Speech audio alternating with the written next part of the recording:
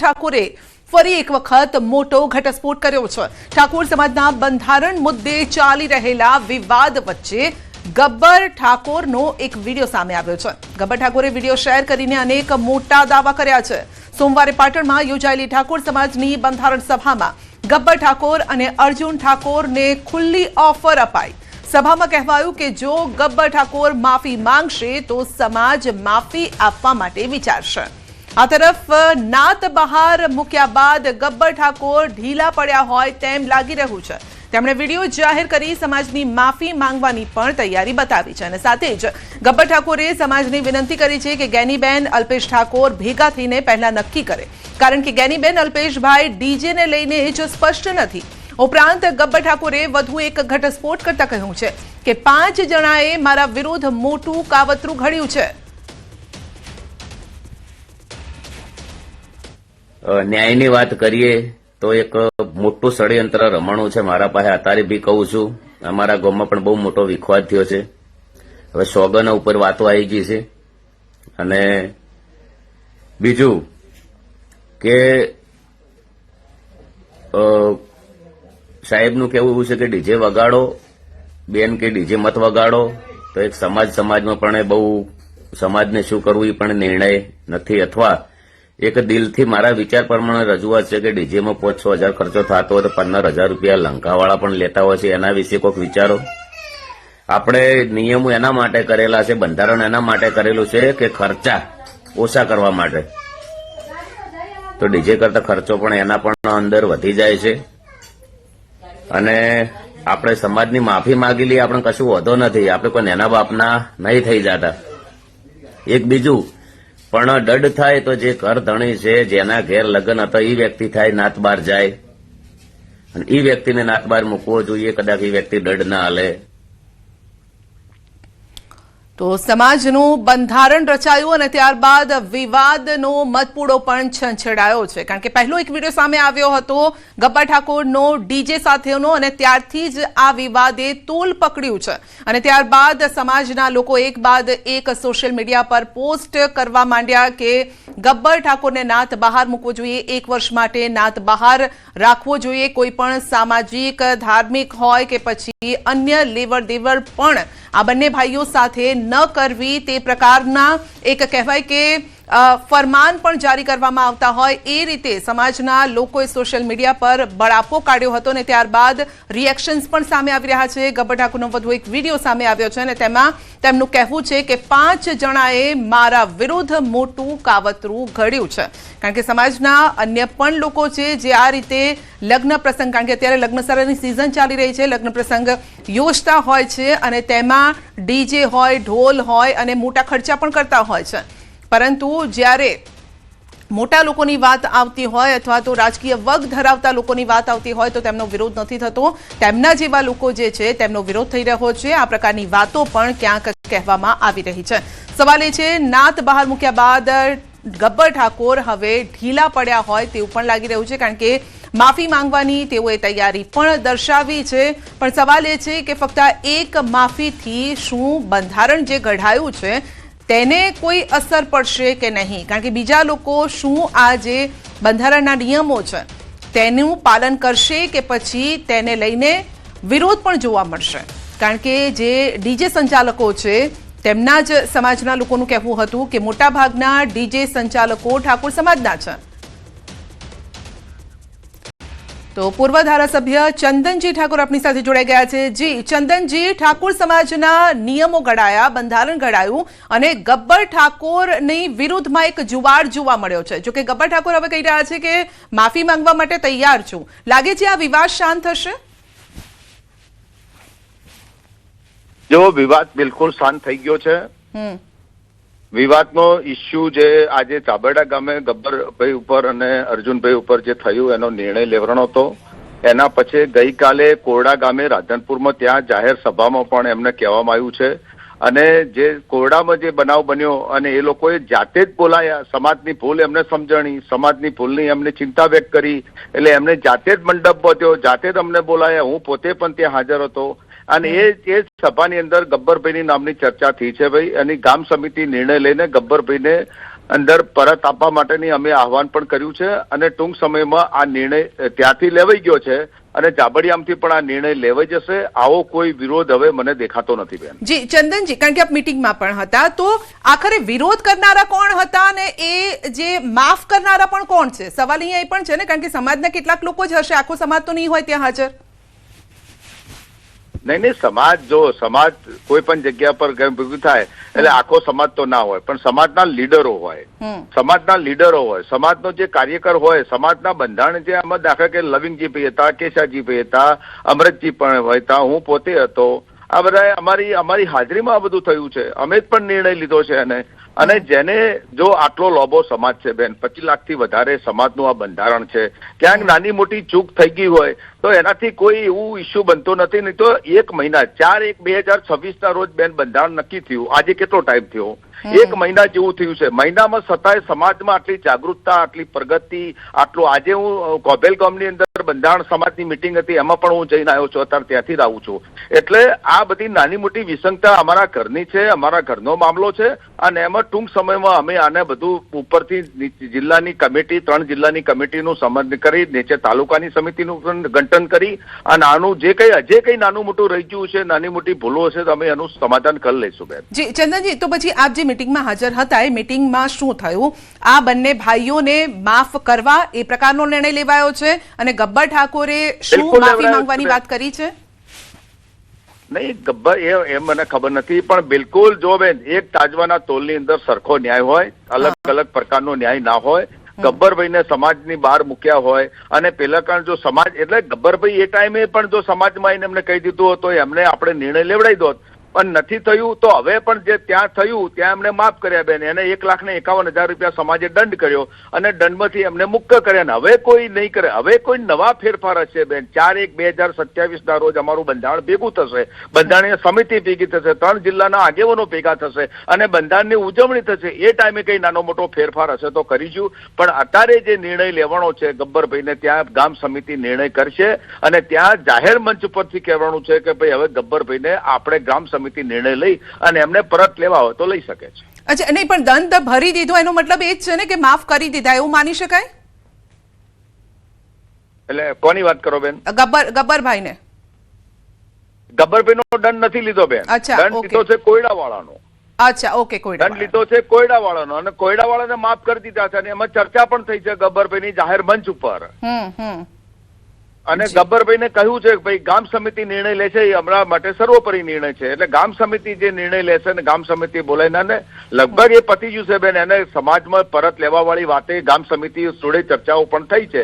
એટલે આવા વાળા સમયની અંદર જે નાનો મોટો એમનો દંડ લઈ અને સમાજમાં એમને પરત લેવામાં આવશે. જી ચંદનજી, પરંતુ આખા જે 16 મુદ્દા હતા એમાં મોટો મુદ્દો આ ડીજે વાળાનો, રાસ ગરબાનો નીકળ્યો હતો અને એમાં સમાજના આગેવાનોનો એક ઉદ્દેશ પણ સારો હતો કે ભાઈ ખોટા ખર્ચા બંધ થવા જોઈએ, કારણ કે સામાન્ય માણસ હોય આટલા મોટા ખર્ચા ન કરી શકે. ઘણી વખતે દેખાદેખી કરવા પડતા હોય છે. સામેવાળા માની લો કે વર પક્ષ ઈચ્છતા હોય તો કન્યા પક્ષની પાસે એટલી સક્ષમતા ન હોય આર્થિક રીતે, તેમ છતાં પણ કરવું પડતું. એટલે ઉદ્દેશ સારો હતો, પરંતુ આમાં એવું નથી લાગતું કે જેની શક્તિ હોય એ લોકો કરી શકે, અથવા તો એને લઈને આ બધા ભેદભાવ અથવા તો વિરોધ ઉભો થઈ રહ્યો હતો?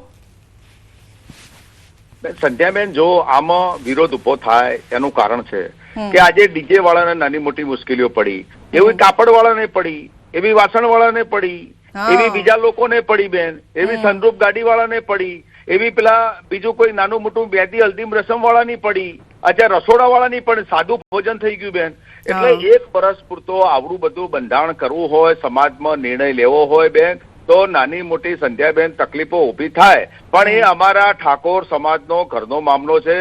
કેનીબેન છે, કેશાજી છે, અમરતજી છે, જગદીશભાઈ ઠાકોર છે, અન્ય બધા મહાનુભાવો બધા ભેગા થઈ અને આનું અમે જે નાની મોટી સતી રહી ગઈ છે એને 4/1/2027 ના રોજ નિર્ણય લઈ અને આમાં અમે આગળ વધારીશું બેન. અત્યારે હાલની ચંદનજી, એવું માની શકાય આપની વાત પરથી, ચંદનજી, એવું માની શકાય કે આમાં થોડા ફેરફાર થઈ શકે છે, થોડી છૂટછાટની શક્યતાઓ આ જે નિયમ છે, બંધારણ છે તેમાં રહેલી છે અત્યારે? એવું એ 4/1/2027 ના બંધારણના અમારો દિવસ ઉજવા છે. એ દિવસે જે નાની મોટી સત્યો રહી છે એમાં સુધારો કરીને અમે ફેરફાર કરીશું. જી જી, આપનો આભાર. અમૃતજી ઠાકોર આપની સાથે જોડાઈ ગયા છે ધારાસભ્ય. અમૃતજી, મોટો વિવાદ લાંબા સમયથી ચાલી આવે છે. 1 મહિના એટલે બંધારણ ઘડાયું ત્યારબાદથી કેટલોક વિરોધ આ બંધારણને લઈને ખાસ કરીને ડીજેને લઈને થયો છે. ગબ્બર ઠાકોરનો જે રીતે વિરોધ થઈ રહ્યો છે, લાગે છે કે આ વિરોધ શાંત થશે અને ગબ્બર ઠાકોરને માફ કરવામાં આવશે જો એ માફી માંગે છે તો? ગઈકાલે કોડા મુકામે અમારે બંધારણનો ભંગ થયો તો ત્યાં સમાજને સાથે અમે ધારાસભ્ય લવિંગજી, ધારાસભ્ય કેસાજી, પૂર્વ ધારાસભ્ય ચંદનજી સાથે અમે ઉપસ્થિત હતા અને ત્યાં નાની એક મોટી ભૂલ થઈ હતી અને એ જે ભૂલ કરી હતી વ્યક્તિએ માઇક ઉપર ઉભા થઈને સમાજને વિનંતી કરી કે ભાઈ બંધારણનું મારાથી ઉલ્લંઘન થયું છે ને સમાજ જે દંડ કરે ભોગવવા હું તૈયાર છું, મને ક્ષમા આપો. એટલે બધાએ નિર્ણય લઈ અને એ ભાઈને માફી આપી. ત્યારે મેં પણ મારા પ્રવચનમાં કહ્યું છે કે ગબ્બરભાઈ જાબડિયા ગામ સમિતિ સાથે બેસી ચર્ચા વિચારણા કરી અને ડીસા તાલુકાના આગેવાનો જાબડિયા ગામના આગેવાનો ભેગા થઈ અને ગબ્બરભાઈ પર જો માફી માંગે તો એમનો જે નિર્ણય લીધો છે નિર્ણય પર જ લેવામાં આવશે. જી, એટલે માફી માંગે છે તો માફ કરી દેવામાં આવશે દિલ મોટું રાખીને? દિલ મોટું રાખીને. અને અમારો સમાજનો દીકરો છે, હવે સમાજનો દીકરો છે, ક્યાંક નાની મોટી એની ભૂલ થઈ છે પણ એમને પણ મોટું મન રાખી અને જે ભૂલ કરી છે સમાજ સમક્ષ માફી માંગે તો જે કઈ અમે નિયમો એમના પર મૂક્યા નિયમો બધા પરત લેવામાં આવશે. જી, એટલે 1 વર્ષનું જે સમાજ નાત બહાર કરવાની વાત હતી તેને કદાચ પાછી લેવામાં આવી શકે એવું માનીએ? હા, 100% માનીએ એવું, 100%. અને અમે એવું બધા ચંદનજીએ કહ્યું છે, મેં કહ્યું છે, અમે પ્રસ્તાવના મૂકી ત્યારે પણ રાધનપુર મુકામે કોડામાં કહ્યું છે કે ગબ્બરભાઈ જાબડિયા ગામના આગેવાનો સાથે મિટિંગ કરી ભેગા કરીને એમની ભૂલ સ્વીકારી લે તો એ વાત એમને જે કઈ નિર્ણય લીધો છે અમે પરત લઈશું. પણ અમૃતજી, એક ફક્ત ડીજે નો જ આ વિરોધ કેમ? કારણ કે રાસ ગરબાનું પણ આયોજન થતું હોય છે ને, લગ્ન પ્રસંગ હોય, કોઈ પણ ધાર્મિક પ્રસંગ હોય તો એમાં પણ રાસ ગરબાનું આયોજન થતું હોય છે. એટલે ઘણી વખત આમાં તો એવું નહીં થાય કે લગ્ન પ્રસંગ હોય પરંતુ એને ધાર્મિક પ્રસંગ બનાવીને રાસ ગરબાનું આયોજન થતું હોય. ધર્મના નામે તો કોઈ કઈ બોલી પણ ન શકે. તો એ પ્રકાર એક સ્પષ્ટતા હોવી જરૂરી છે, આપને એવું લાગે છે અમૃતજી? નહીં, આ બાબતથી અમે આગેવાનો સાથે ચર્ચા થઈ છે અને ટૂંકા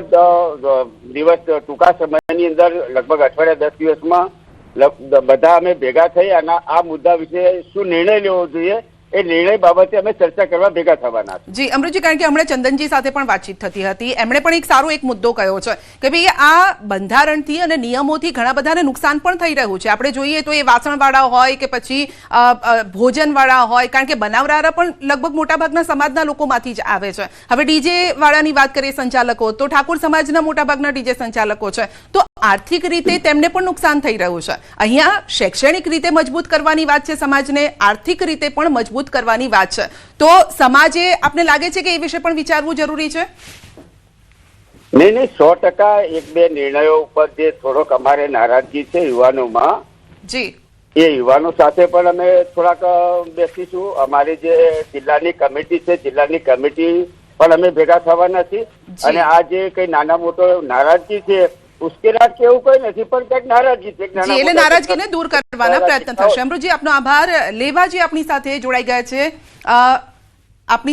ગયા છે. જી વડીલ, આપનું શું કહેવું છે? જે સમાજમાં એક વિરોધ થઈ રહ્યો છે, લેવજી ઠાકોર આપણી સાથે જોડાઈ ગયા છે, તો આ વિરોધને લઈને અને હવે આપને શું લાગે છે કે આ વિરોધ શાંત થશે? પહેલા તો આપના મીડિયાના માધ્યમથી બેન આપને ખૂબ ખૂબ અભિનંદન કે અમારા જે વાતને આપ ઉજાગર કરો છો અને સારો એવો પ્રતિસાદ પહોંચે બદલ આપનો ખૂબ ખૂબ આભાર. જી બેન, જે વિરોધ થઈ રહ્યો છે એમાં હાલ તો એવું બહુ સ્પષ્ટ દેખાય છે 10 દિવસથી કે પહેલા થોડું ચાલતું હતું પણ હવે કોઈ વિરોધ જેવું નથી. એટલે એમાં લગભગ યુવાનો પણ ઘણા બધા જોડાયા છે અને કે સ્વતંત્ર ડીજે તો બન જ રહેવું જોઈએ એટલા માટે કે બેન ડીજેથી ઘણા બધા નુકસાન પણ થાય છે અને બેન દીકરીઓની નાચ પણ સચવાતી નથી એટલા માટેનો આ પ્રશ્ન હતો. જી, પણ એ સાચવવાની જવાબદારી પણ સમાજના લોકોની જ છે ને, સમાજના યુવાનોની જ છે ને. એવું કેમ થઈ રહ્યું છે? ફક્ત ડીજેના નામે થઈ રહ્યું છે? કારણ કે જે લોકોની માનસિકતા ઠીક નથી લેપજીજી, તો એ લોકો તો ગમે ત્યાં એ પ્રવૃત્તિઓ કરવાના છે.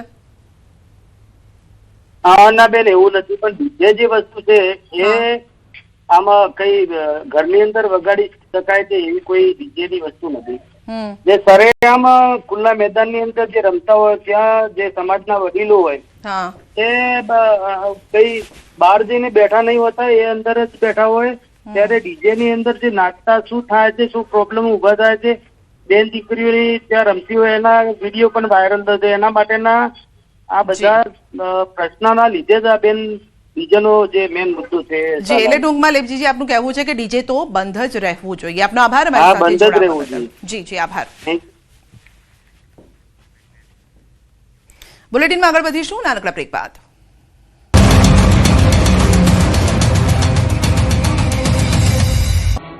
પહેલી નજરે તમને જોતા સામાન્ય અંડરવેર લાગતી હશે, પરંતુ આ સામાન્ય નહીં, 45 લાખનું છે, એ પણ અસલી સોનાનું. જી હા, અમદાવાદ એરપોર્ટ પર કસ્ટમ વિભાગે દુબઈથી આવેલા એક શખ્સ પાસેથી કુલ 96 લાખ રૂપિયાનું સોનું ઝડપ્યું.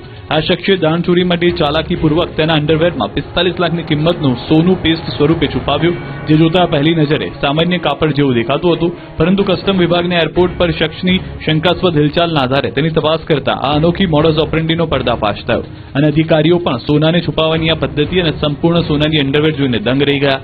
તપાસ દરમિયાન શખ્સ પાસેથી 24 કેરેટ શુદ્ધતાની 2 આખી સોનાની લકડીઓ અને 1 કાપેલી લકડી મળી આવી. આ સોનાનો જથ્થો મુસાફરે ચાલાકીપૂર્વક પોતાના ખિસ્સામાં રાખેલા પર્સમાં છુપાવ્યો હતો.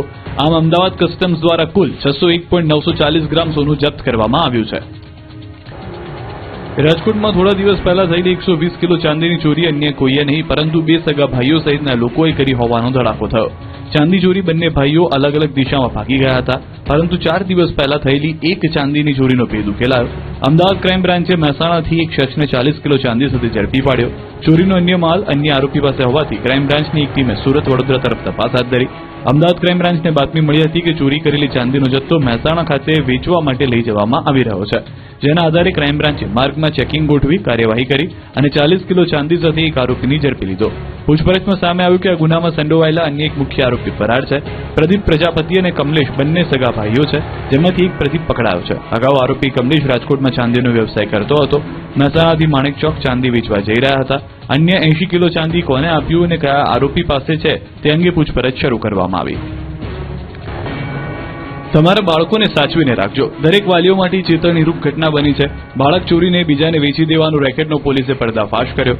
10 દિવસ પહેલા અમદાવાદમાંથી ઝડપાયેલા બાળ તસ્કરીના રેકેટની તપાસમાં ચોંકાવનારી વિગત સામે આવી. આરોપીઓ દ્વારા બાળ તસ્કરીનું આ આંતરરાજ્ય રેકેટ વ્યવસ્થિત રીતે ચલાવવામાં આવતું હતું. બાળક ઈચ્છતું નિસંતાન દંપતી શોધવું, બાળક વેચવા ઈચ્છતા દંપતીની શોધ કરવી, બાળકની ખરીદી અને વેચાણની કિંમત નક્કી કરવી. તારો પૂરો બોલો. અરે મારો પૂરો તો આ ગુડાનો. આ પૂરો ક્યાંથી આવ્યો? બેવફા સનમ તને છૂટી ડોલ મારું. નમસ્કાર, હું છું દાર્શી બેરડિયા અને હું આવી રહ્યો છું ન્યૂઝ 18 ના કાર્યક્રમમાં.